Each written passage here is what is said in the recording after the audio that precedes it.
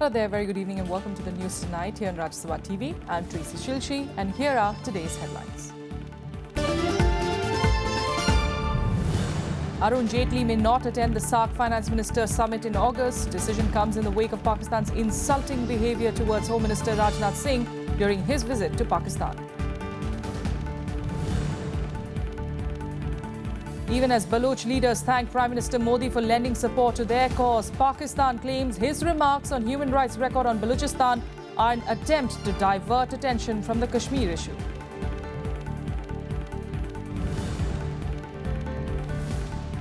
Curfew continues in Kashmir for the 39th day in a row. Fresh clashes in the Kashmir Valley claim at least 5 lives, many injured as security forces retaliate against stone-pelting protesters.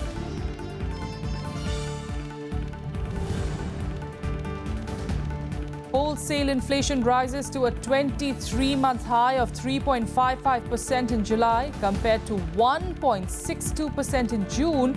Food inflation soars up to 11.82%. And in the Rio Olympics, Shani Miller of the Bahamas completes a dramatic finish to win the women's 400 meters gold. PV Sindhu and Hardeep Singh keep India in the hunt for a medal in the badminton and wrestling events. Finance Minister Arun Jaitley is unlikely to attend the upcoming SAARC Finance Minister Summit in Islamabad towards the end of this month. Economic Affairs Secretary Shaktikant Das might represent India at the two-day event. However, Prime Minister Narendra Modi is yet to take a final decision on this. The speculation, of course, comes after Home Minister Rajnath Singh's humiliation in Pakistan during the SAARC Home Ministers' Conference earlier this month. Meanwhile, Pakistan said that it will play a good host and avoid a repetition of the tense atmosphere that prevailed during Rajnath Singh's recent visit. SAARC बनाने में भारत का बहुत बड़ा role है। हम SAARC को महत्व देते हैं। अब ये संयोग है कि जब मीटिंग पाकिस्तान के अंदर होती है और उसमें जो पाकिस्तान का व्यवहार होता है वो सार्क जैसा नहीं होता, बल्कि पाकिस्तान अपनी आतंकी चश्मे से ही उन सब चीजों को देखता है। तो सरकार तय करेगी अभी सही समय पर, लेकिन सार्क का महत्व हमारे लिए रहता है। किस सम्मेलन में भारत सरकार के प्रतिनिधि को जाना है या नहीं, इसका निर्णय सरकार को करना है। हाँ, एक बात सही है, पिछली बार जब माननीय गृह मंत्री वहां गए थे तो कुख्यात उग्रवादी हाफिज सईद और समातुल्ला इन लोगों को पाकिस्तान की सरकार ने ये अनुमति दी और उन्होंने उनकी ये हिम्मत कि वो हमारे गृह मंत्री के खिलाफ होटल के बाहर आकर प्रोटेस्ट करें। क्या इस प्रकार से दोनों देशों के परस्पर रिश्ते सुधरेंगे?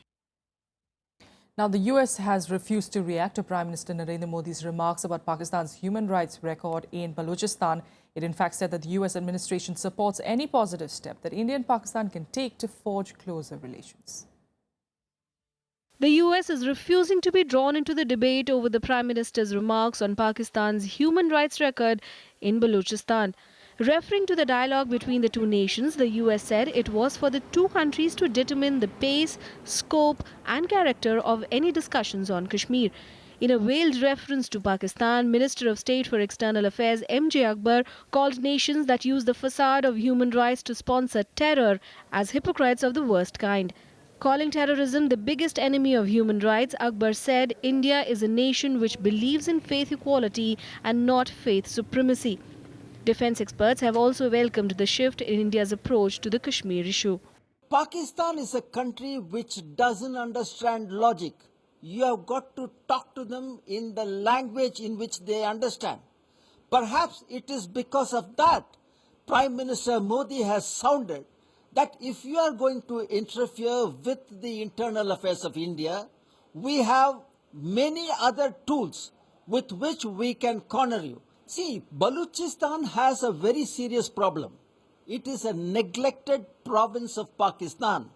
Pakistan has been systematically inducting Shia Muslims there and making that country part of the country which was essentially had a large population of Shias into a Sunni locality. Some opposition leaders have spelled out a note of caution on the Prime Minister's remarks on Balochistan. Former Jammu and Kashmir Chief Minister Omar Abdullah lashed out at the centre for raising the issue of Balochistan at a time when Kashmir was hit by violence. सबसे बड़ी समस्या हमारे यहाँ कश्मीर की है। हालात बहुत वहाँ खराब हैं। मेरी सरकार से पहले भी मैंने अपील की कि यहाँ की अपने घर की समस्या का समाधान पहले करना चाहिए। It is a pressure tactic from the side of Pakistan, and Jammu Kashmir is a settled issue as far as India is concerned. International forums discuss this issue time and again, years after years. And now, if they still say that they want to reopen the issue, simply a blackmailing or tactics and a pressure tactics. I hope the government of India will not succumb to this pressure, and we should speak in the language we should speak to them. Then only they will realize. The central government held an all-party meeting chaired by Prime Minister Narendra Modi on August 12th to discuss the Kashmir situation. It was after this that the centre decided to raise the issue of human rights violations in Balochistan province of Pakistan. The Prime Minister also referred to it in his Independence Day speech on Monday. Bureau Report, Rajya Sabha TV. And of course, Pakistan has come out strongly against Prime Minister Narendra Modi's statement on Balochistan. During his speech, Pakistani leadership has said that the statement is made to divert the world's attention from the Kashmir issue. Meanwhile, the exiled Baloch leaders have welcomed the Prime Minister's statement. Here are more details. पिछले कुछ दिनों से बलूचिस्तान के लोगों ने, गिलगित के लोगों ने, पाक ऑक्युपाइड कश्मीर के लोगों ने, वहां के नागरिकों ने जिस प्रकार से मुझे बहुत बहुत धन्यवाद दिया है, जिस प्रकार से मेरा आभार व्यक्त किया है, और इसलिए ये सम्मान का भाव, धन्यवाद का भाव करने वाले बलूचिस्तान के लोगों का, गिलगित के लोगों का, पाक के कब्जे वाले कश्मीर के लोगों का मैं आज तहे दिल से आभार व्यक्त करना चाहता हूं. Prime Minister Narendra Modi's reference to restive Balochistan in Pakistan during the Independence Day speech has evoked strong reactions from the neighbouring country. Pakistan Prime Minister Nawaz Sharif's advisor on foreign affairs Sartaj Aziz has said that Prime Minister Modi's speech was an attempt to divert the world's attention from the grim tragedy unfolding in Jammu and Kashmir. In his reaction, Aziz said, and I quote him, "The reference to Balochistan, which is an integral part of Pakistan, only proves Pakistan's contention that India, through its main intelligence agency, Research and Analysis Wing, RAW, has been fomenting terrorism in Balochistan." Unquote. Earlier, Balochistan Chief Minister Nawab Sanaullah Zehri also dismissed Prime Minister Modi's statement that the state was suffering from repression and accused India of inciting trouble. Saying that there was no comparison between Balochistan and Kashmir, Zehri said, and I quote him, "A handful of miscreants manipulated by the Indian intelligence agency are involved in anti-peace activities in Balochistan. People of Balochistan are loyal and patriotic. They love Pakistan and will never support the nefarious designs of the country's enemies." Unquote. Meanwhile, the Baloch community living outside Pakistan has hailed Narendra Modi for coming out openly in support of freedom for Balochistan. I thank the Indian Prime Minister, Mr. Narendra Modi Sahib, for speaking about Balochistan problem. I thank Prime Minister Modi Sahib on the behalf of whole Baloch nation. And we hope that the Indian government, Indian media, and whole Indian nation will not only raise their voices for Baloch nation, but also strive to help practically the Baloch independence movement. People of Balochistan are suffering. We hope that you will raise this issue in coming September in UN session. I hope Prime Minister Modi will play the same role Ms. Gandhi played in 1970s and 71. Balochistan, the largest and resource-rich state of Pakistan, is also the poorest and most thinly populated. Significant parts of Balochistan are controlled by ethnic Baloch leaders who seek independence and autonomy. Baloch leaders claim gross human rights violations by the Pakistani army and spy agencies. The state, which borders Afghanistan and Iran, is also home to Taliban insurgents, drug smugglers and sectarian militants. Bureau Report, Rajya Sabha TV. Meanwhile, barely hours after the Jammu and Kashmir Chief Minister Mehbooba Mufti called on the agitating youth to shun violence and engage in dialogue to bring about peace in the valley, fresh clashes erupted in Badgam district. A group of protesters pelted stones at CRPF troops, drawing retaliation in which 5 civilians were killed. The death toll in the Kashmir unrest has now gone up to 63. Despite entering the 39th day of curfew, Kashmir still remains on the boil. Fresh clashes erupted in the valley on Tuesday, killing at least 5 civilians. Many were grievously injured as security forces retaliated against stone-pelting protesters. The violence was reported in the Aripathan area of Magam in Badgam district, where protesters hurled stones at a passing CRPF vehicle on Tuesday morning. The fresh deaths took the death toll in the valley to 63.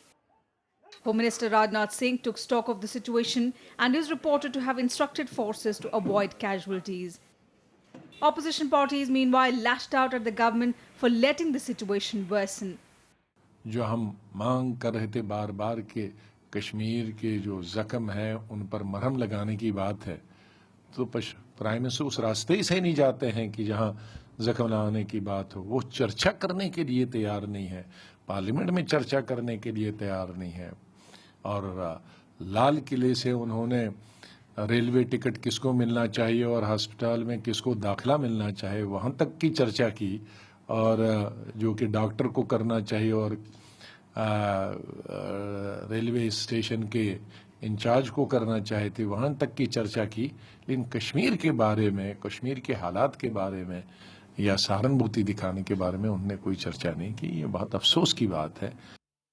Curfew was in force in the entire Srinagar district and Anantnag town, while restrictions were in place in the rest of the valley. Schools, colleges and private offices were closed, while public transport remained off the roads due to the strike called by the separatists. Internet and mobile services across the valley also remained suspended. Bureau Report, Rajya Sabha TV. On to other news now. In wholesale, inflation surged to a 23-month high of 3.55% in July as against 1.62% in June.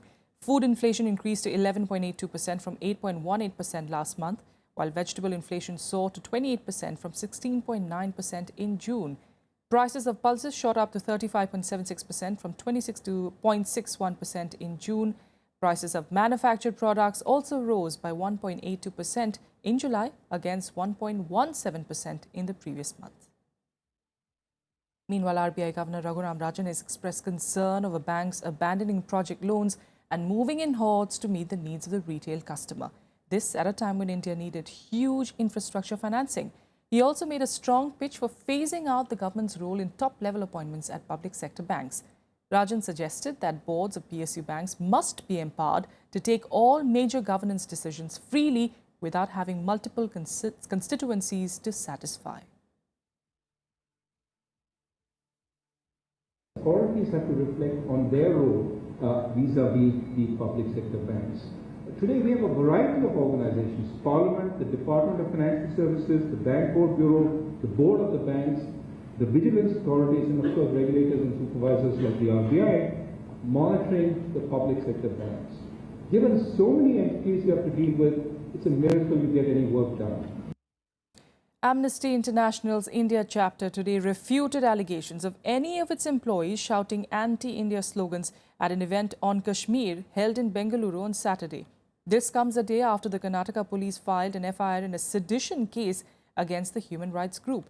Amnesty India says that the charges against them are without any substance, clarifying that Saturday's event was only about discussions on human rights violations and denial of justice in Jammu and Kashmir. The complaint against Amnesty India was filed by ABVP, the students' body affiliated to the BJP. ABVP activists also held protests against the human rights group in Bengaluru, demanding the arrest of those who shouted those slogans at the Amnesty event. The issue drew reactions from different political parties as well. Here are some of those reactions. The complaint is registered. The police people are investigating. After the investigation, the law takes its own course. Bangalore police has taken note of the matter. Bangalore police has taken into possession all the videos as also all other material. The videos have been sent for examination to Forensic Science Laboratory. I have spoken to Honorable Chief Minister of Karnataka Bangalore Police Commissioner has also made a statement. Anybody found indulging in anti-India activities will not be spared. Patriotic and nationalist people cannot tolerate raising all anti-national slogans. It looks like that what happened in Jawaharlal Nehru University a few months back is being repeated in Bangalore. This must be stopped immediately. We'll keep an eye out on developments there, but here's a look at what else made news across the country today in Nationwide.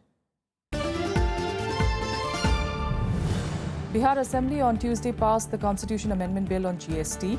While speaking in the House, Chief Minister Nitish Kumar highlighted several benefits of the bill. He added that his party has always been in favour of the bill. With JDU, RJD, Congress and BJP in favour of GST, the legislation was unanimously passed in Bihar. Bihar is the first non-NDA-ruled state to pass GST following its ratification by BJP-ruled Assam last Friday.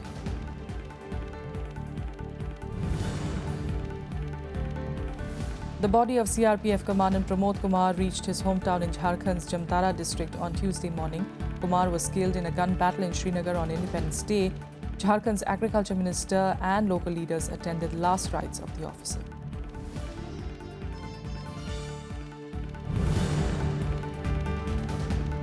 At least 277 cases of dengue have been reported in the national capital, with 109 of these being recorded in the first 2 weeks of August.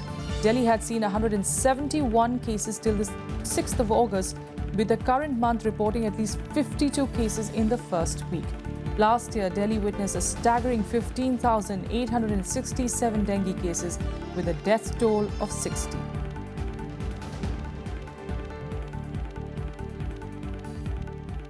With that, a quick break here, but more news follows in a bit. Stay with us.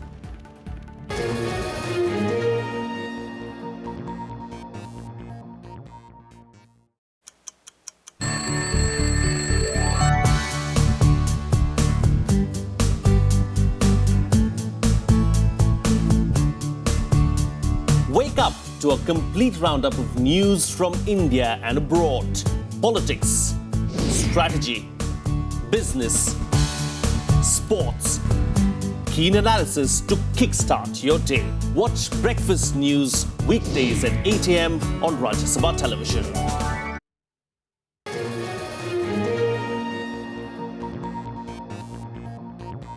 Welcome back. Let's get you now all the action that we're getting in from Rio. In fact, there's some bad news for India as the participation of wrestler Narsingh Yadav in the Olympics is once again in doubt. The World Anti-Doping Agency has filed an appeal with the Court of Arbitration for Sport against the clean chit given to the wrestler following a recent positive dope test. The hearing will take place on the 18th of August, just a day before Narsingh begins his Rio campaign. Yadav, who was chosen ahead of the double Olympics medalist Sushil Kumar for the Rio Games, tested positive for 2 samples in June. However, on the 2nd of August, NADA gave him a clean chit to travel to Rio, saying the ingestion of prohibitive substance appeared to be a one-time incident.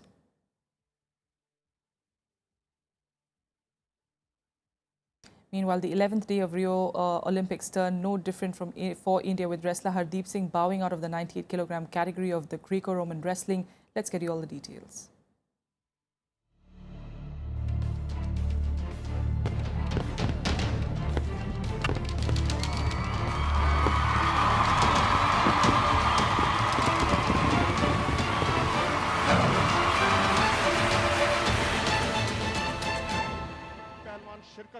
So that's the bad news in the Greco-Roman category of wrestling. Hardeep Singh lost in the pre-quarterfinals of the 98-kilogram weight class. Singh lost to Turkey's Chen Ildem 1-2.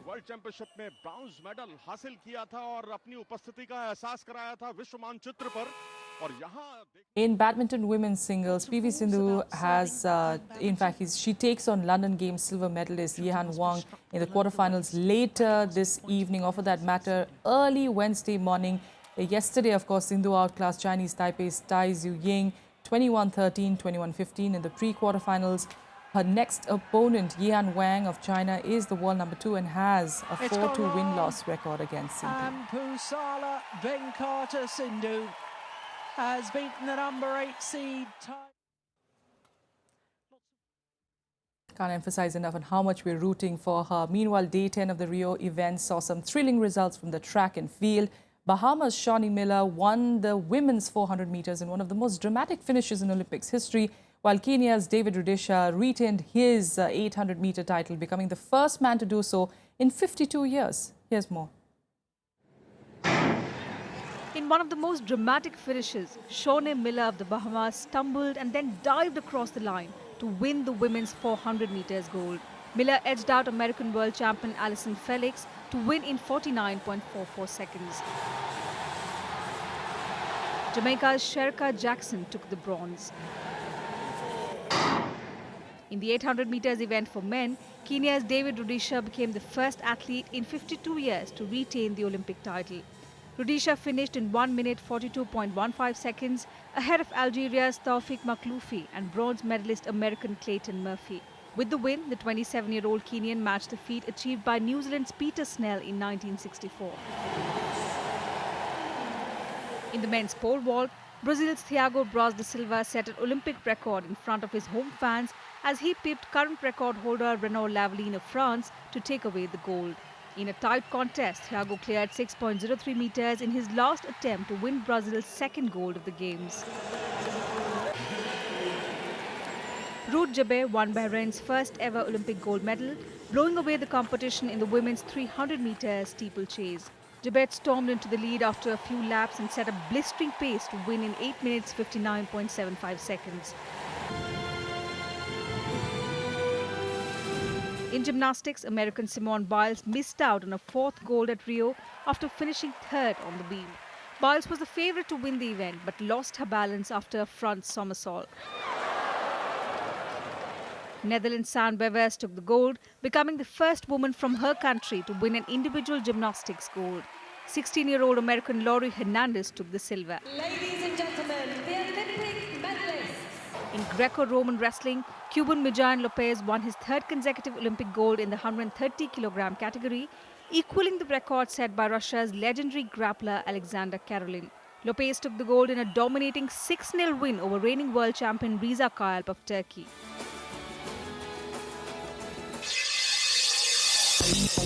In the overall medal tally, the United States maintained the #1 position on day 10 as well. They've now won 75 medals that include 26 gold, 23 silver and 26 bronze. Britain stood at the second spot with 16 gold medals, while China retained the third spot with 46 medals, with 15 gold, 14 silver and 17 bronze. Bureau Report, Rajya Sabha TV. On to some international news now. The US presidential race is hotting up with both Hillary Clinton and Donald Trump pumping up the rhetoric. Vice President Joe Biden, in fact, joined Clinton on the campaign trail, praising her for her understanding of foreign policy and at the same time slamming Trump for his. On the other hand, Trump toned down his rhetoric by a notch and did a U-turn on his support for NATO. US Vice President Joe Biden joined Democratic presidential nominee Hillary Clinton for her campaign on Monday. The two leaders reached out to blue-collar workers in Scranton, which is also the place where Joe Biden grew up.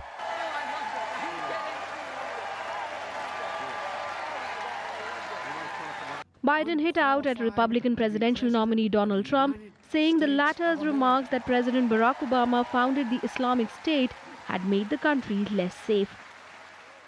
Ladies and gentlemen, does he have any idea the adverse consequences these outlandish comments have on our allies, our friends, and the physical safety of our troops? Trump is already making our country less safe. No major party nominee in the history of the United States of America has, no, don't cheer or quiet, just listen, has known less or been less prepared to deal with our national security than Donald Trump. And what absolutely amazes me, that he doesn't seem to want to learn it. The Vice President's remarks came as Trump was delivering a major foreign policy speech in the battleground state of Ohio, where the business tycoon turned presidential nominee reverted from his earlier stand on NATO. He talked about letting Syria become a free zone for ISIS, a major country in the Middle East that could launch attacks against us and others. He's talked about sending ground troops, American ground troops. Well, that is off the table as far as I am concerned. We will also work very closely with NATO on this new mission. I had previously said that NATO was obsolete because it failed to deal adequately with terrorism. Since my comments, they have changed their policy and now have a new division focused on terror threats. Very good. Very, very good. I also believe that we could find common ground with Russia in the fight against ISIS. The big contrast in the two campaigns is the kind of support both nominees are getting. Biden's show of support for Clinton is in stark contrast to the several Republicans distancing themselves from Trump. Trump has also fallen behind Clinton in recent opinion polls, giving a clear indication that his aggressive rhetoric is not getting him too many voters. Bureau Report, Rajya Sabha TV. And here are some more international news updates in Global Buzz. China has launched the world's first quantum satellite that boasts of establishing hack-proof communications between space and the ground. The satellite was launched from a launch center in the Gobi Desert. The 600-plus kilogram satellite will circle the Earth once every 90 minutes after it enters the orbit. About 2,000 residents in Havelock North in New Zealand's North Island have fallen ill with gastroenteritis by possible contamination of the town's water supply. Schools in the area have been closed since the outbreak. The local hospital is filled with sick people, and even as staff is falling ill as well. A council is investigating to determine the cause of the contamination. An airstrike on a Yemeni hospital killed at least 11 people, injuring at least 15 others. The hospital is operated by the humanitarian group Doctors Without Borders. The strike was the latest in an increasing number of attacks targeting places commonly used by civilians, including hospitals where MSF doctors and nurses work. China could be ramping up its attempt to reclaim the Scarborough Shoal, a disputed territory in the South China Sea. The emerging superpower is likely to take action after the G20 summit next month, but before the US presidential elections in November. The hotly disputed Scarborough Shoal has been claimed by China, Taiwan, and the Philippines. And that's what we have for you in the news tonight. Thank you so much for joining us.